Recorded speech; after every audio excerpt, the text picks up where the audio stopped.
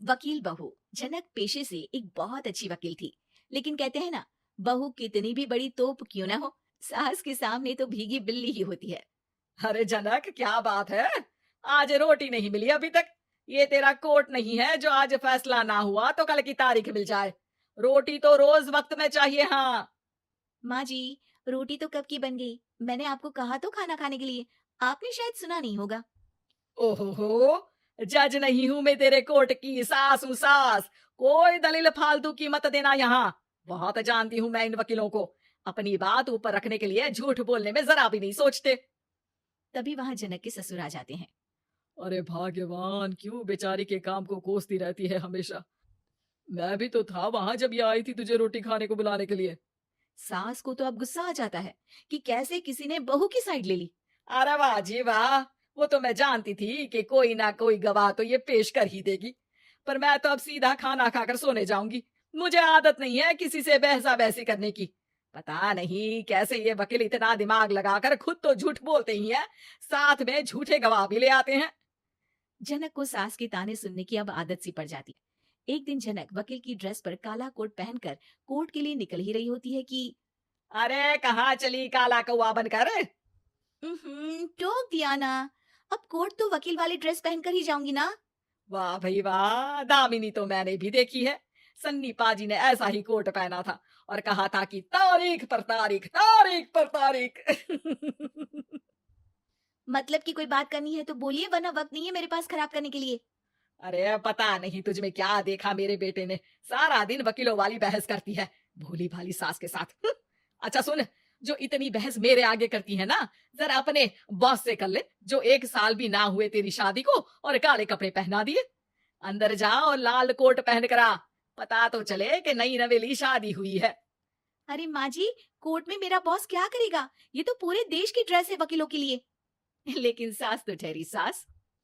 अच्छा, तो कोई जरूरत नहीं है 2-4 साल कोर्ट जाने की। शादी थोड़ी पुरानी हो जाए तब इजाजत दे दूंगी मैं तुझे काले कपड़े पहनने की। अब क्या था, मन मारकर जनक को लाल रंग का कोट पहनकर कोर्ट जाना पड़ता है। उसके जाने के बाद आहा, बढ़िया, ये पूरे देश की ड्रेस की बात करने वाली। अरे पहना दिया ना लाल कोट।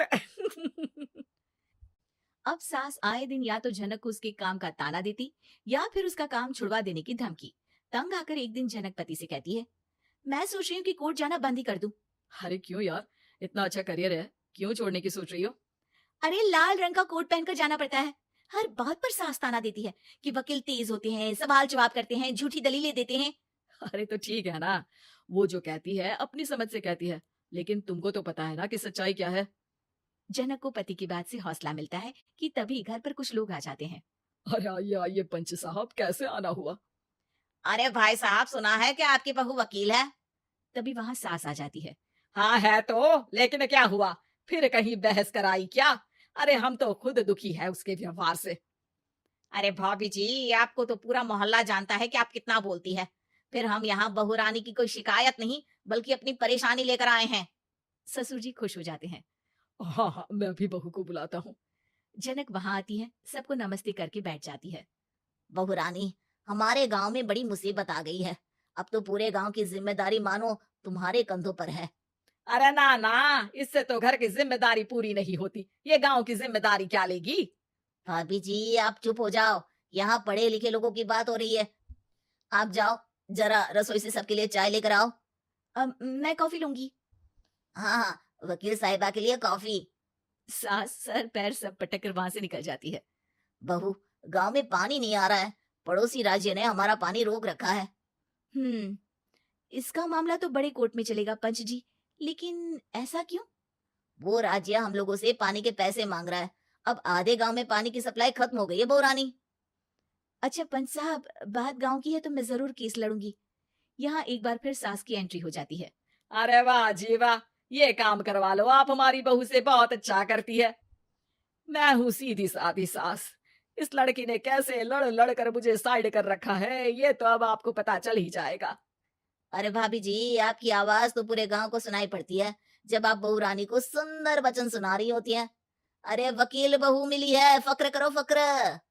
हाँ जी हाँ, सारी फकर तो हम लोग ही करें।